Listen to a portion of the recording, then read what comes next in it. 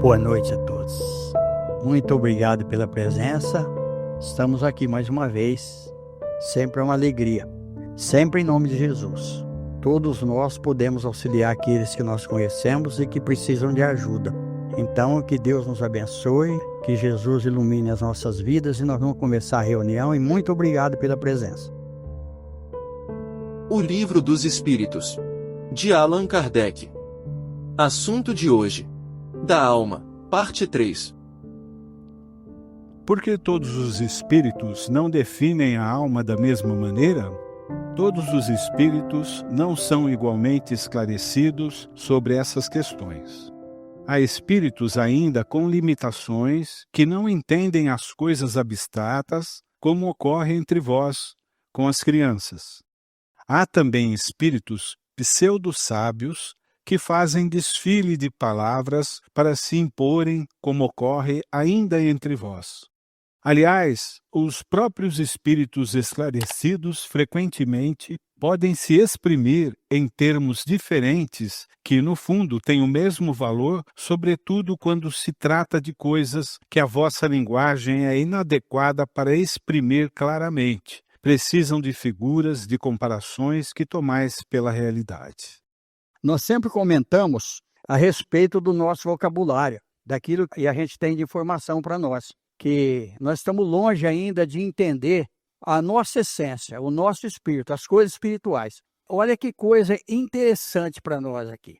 Há também espíritos pseudo-sábios que fazem desfile de palavras para imporem, como ocorre ainda entre vós.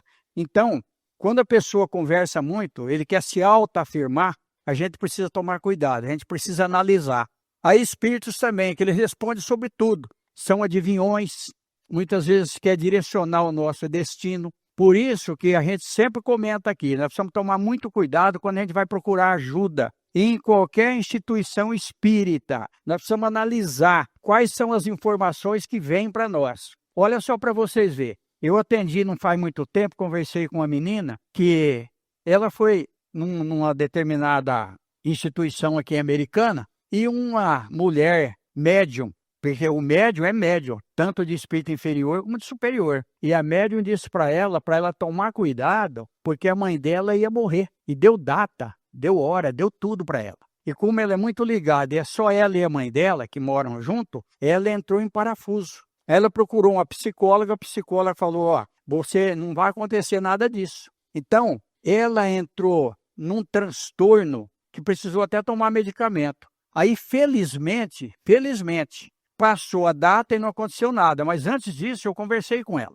Olha que coisa, olha como que nós precisamos tomar cuidado. É o caso dos espíritos aqui.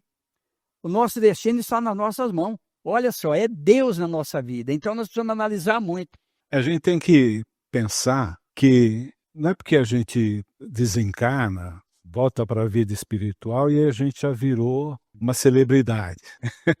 Nós continuamos com a mesma ignorância. Nós cuidamos de entidades que estão vivendo na ignorância, não sabem o que está acontecendo com eles. Eles recorrem aqui e aqui a gente conversa com eles. É a única oportunidade que se tem de esclarecimento assim mais ágil da entidade, do espírito desencarnado, através do diálogo.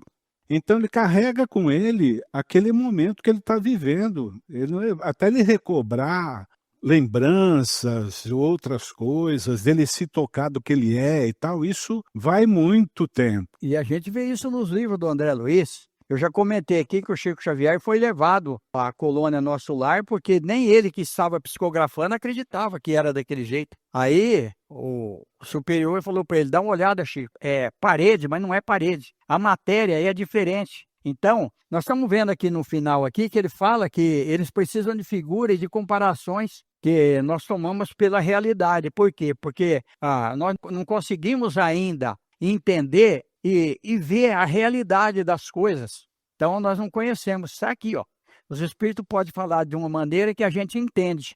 Porque se eles falar como é na realidade, nós não vamos. A gente, às vezes, até pira quando a gente entra num estado alterado de consciência e a gente não sabe analisar o que está se passando conosco.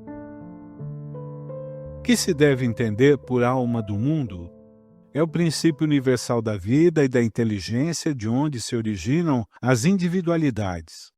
Mas aqueles que se servem dessas expressões frequentemente não se compreendem uns aos outros.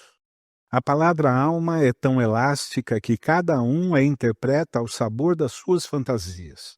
Já se atribuiu também uma alma à terra. É preciso entendê-la como o conjunto dos espíritos devotados que dirigem as vossas ações no bom caminho quando os escutais e que, de certa maneira, são os prepostos de Deus com relação à terra. Olha só, eu já contei aqui que na região amazônica lá eu vi os espíritos que cuidavam da floresta, cuidavam das fontes de água. É uma coisa impressionante, é para a gente ficar admirado o poder de Deus, as oportunidades que a gente tem. Então, olha só, a palavra alma é tão elástica que cada um a interpreta ao sabor de suas fantasias. Introdução do Livro dos Espíritos. Ele diz lá dá um instrumento rachado, no caso um violão, é um instrumento que não tem alma. Então existe para tudo aí. Mas olha só, a agenda cristã, que todo espírita devia carregar com ele uma agenda cristã. André Luiz Chico Xavier. É um livrinho pequeno. Nós vamos ver um capítulo lá que está escrito: liberte sua alma. O espírita deve ler aquilo ali. Liberte sua alma. É fascinante, é interessante, traz para nós a conduta nossa no dia a dia. Existe ali todos os acontecimentos da nossa vida, explicado à luz da doutrina espírita, é um direcionamento para nós. Se a gente ler esse livro, Agenda Cristã, e a gente conseguir fazer pelo menos um pouquinho, nossa vida vai mudar muito, e mudar para melhor. É André Luiz, é Chico Xavier na nossa vida. Olha a grandeza do Chico Xavier aí, trazendo para nós essas oportunidades. Como se explica de tantos filósofos antigos e modernos tenham discutido tanto tempo sobre a ciência psicológica sem terem alcançado a verdade? Esses homens eram precursores da doutrina espírita eterna. Prepararam os caminhos, mas eram homens, e se enganaram por tomarem as próprias ideias pela luz. Mas os próprios erros servem para deduzir a verdade, mostrando o pró e o contra. Aliás, entre esses erros se encontram grandes verdades que um estudo comparativo vos faz compreender. Olha só, absoluto é só Deus. Ninguém é absoluto. Então, muitas vezes, a gente admira um filósofo, um cientista, alguém que traz muito conhecimento para nós, mas ele tem as limitações dele. Então, está aqui para nós. São limitações. Por exemplo, a doutrina espírita vai citar Sócrates, Platão, uma série de filósofos da antiguidade que trouxeram coisas boas, mas eram homens. E aonde tem o homem, tem as falhas. Nós devemos entender muito isso daí. Mesmo Chico Xavier, um espírito muito superior, depois de Jesus, o maior espírito que veio na Terra, e tinha algumas fraquezas, que eu vou dizer que não é fraqueza.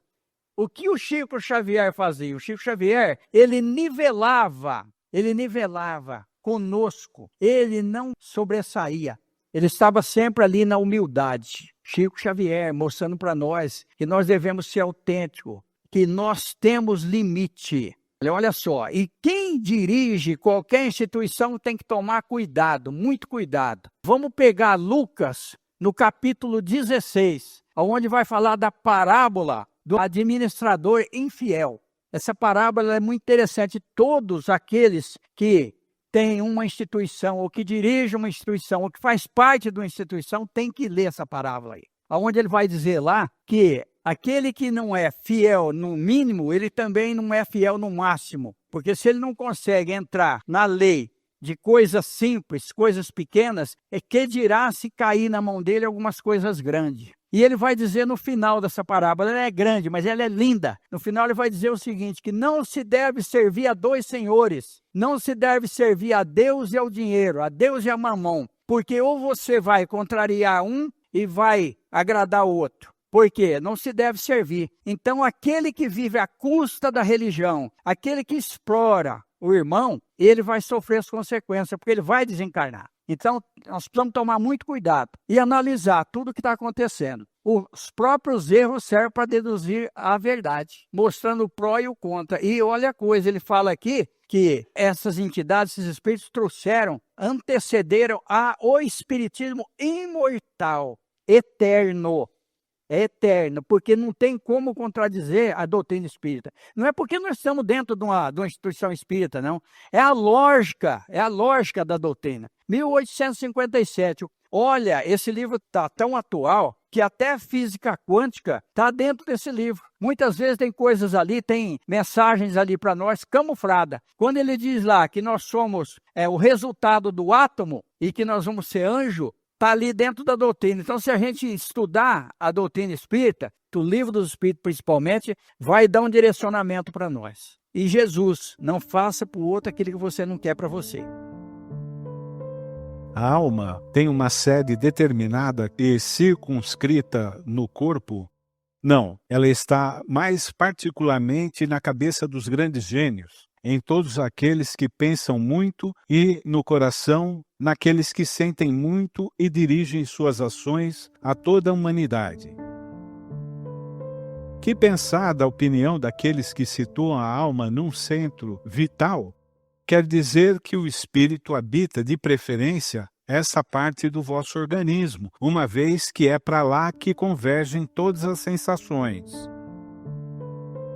Aqueles que a situam no que consideram como centro da vitalidade, confundem-na com o fluido ou princípio vital.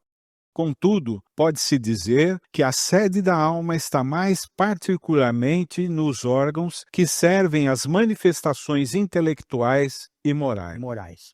Nós vimos anteriormente que a alma, ela não está presa, como um pássaro numa gaiola. Tanto é que quando nós dormimos, nós nos desligamos parcialmente do corpo e vamos no plano espiritual. E nós podemos fazer visita para pessoas também. Um amigo meu, lúcido, em estado de vigília, a gente concentrava e ele ia. Por exemplo, o pai dele morava em Dracena. Ele ia, visitava o pai dele, voltava. Era um teste que a gente estava fazendo. Depois os espíritos cortaram isso aí porque era curiosidade, mas era uma informação para nós. Ele pegava o telefone e ligava, falava: papai, eu estive aí. O senhor está em tal lugar fazendo tal coisa. O pai dele confirmava. Olha só para vocês verem. Então, nós não estamos presos. Isso daqui é só um escafandro, vamos dizer assim. Então o espírito ele é livre. Dependendo das manifestações, é onde ele está atuando mais. A alma está atuando mais naquele setor. Mas aqui embaixo mata a charada para nós em manifestações intelectuais e morais. Não adianta a pessoa ser só intelectual também. Porque muitas vezes ele não faz nada, ele só tem intelectualidade. Aí nós vamos ver um livro do Irmão X, muito interessante, onde uma mãe vem pedir socorro para um que era avarento, que ele guardava o dinheiro só para ele, passava até fome para guardar o dinheiro, e o outro era um cara que tinha muito estudo, mas não compartilhava com ninguém. Aí pergunta para o superior qual que estava mais errado.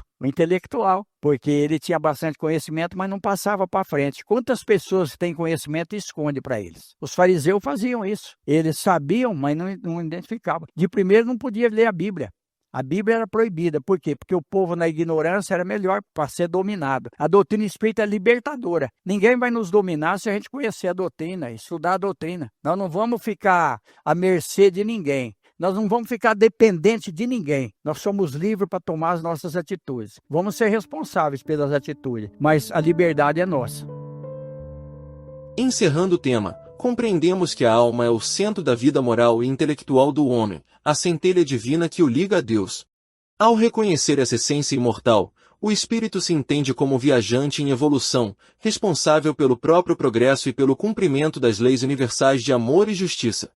Olha, concluiu para nós aí. E olha que coisa interessante. Muitas vezes nós temos um determinado segmento, numa determinada religião, numa determinada doutrina. De repente aquilo passa a não nos satisfazer mais. Aquilo já não preenche o nosso vazio. Nós precisamos buscar alguma coisa. Aí é o momento da gente mudar, da gente procurar. Então nós temos o direito, a liberdade de ir em qualquer segmento religioso. O Espiritismo dá essa condição para nós. O Espiritismo não nos limita a sermos só dentro do centro espírita. Nós somos livres. E o espírita tem que visitar mesmo outras instituições para ele conhecer. Porque se algum dia ele for falar alguma coisa, ele tem que falar com um conhecimento de causa. Ele não pode criticar nada que ele não conheceu. Nós não podemos falar nada daquilo que nós não vivemos. Porque nós só podemos falar de alguma coisa que nós vivemos. É a mesma coisa de um casal pedir um conselho para um homem solteiro. Ele não teve uma vida conjugal, ele não teve essa experiência. E a doutrina espírita dá todas as oportunidades. Por quê? Porque na doutrina espírita nós tivemos o caso da dona Isabel Salomão, uma missionária. Mas nós vamos ver isso, Joana de Cusa. Cusa, ele trabalhava para Roma e ele era um cara duro, um político severo, e era ruim para a mulher dele também. E a mulher dele começou a seguir Jesus, e ele era contra a mulher dele seguir Jesus. Olha só, e aí ela veio falar para Jesus que ela não aguentava, que era muito difícil. Olha o que Jesus fez. Jesus falou: preserve seu lar, tolera seu marido. Então, por isso que tem que ter discernimento. Muita coisa que está na Bíblia, muita coisa que é falado, nós precisamos analisar. E a doutrina espírita dá essa condição para nós. Então, se a gente conhece a doutrina espírita, nós vamos visitar todas as instituições, mas nós não vamos mudar a nossa convicção. Nossa convicção continua sendo a mesma. Nós somos cristãos em qualquer lugar, porque é a doutrina do Cristo é que vai prevalecer. Que Ele nos abençoe. No momento do passe, cada um faz seu pedido mental. Com certeza nós vamos receber. Que Deus nos abençoe. Assunto da próxima semana: materialismo.